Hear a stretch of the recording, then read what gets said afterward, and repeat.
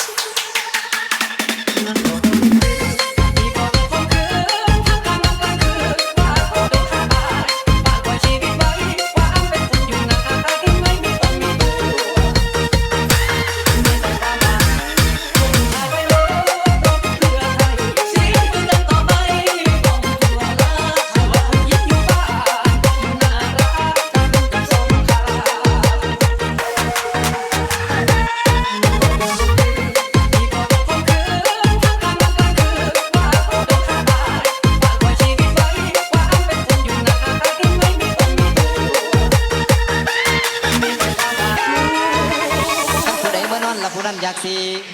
กันผู้ใดนั่งอยู่นี่สิให้เราสองกลมสิให้ใบนุ่มสองที่ให้ใบหีอีกเพียงหนึ่ง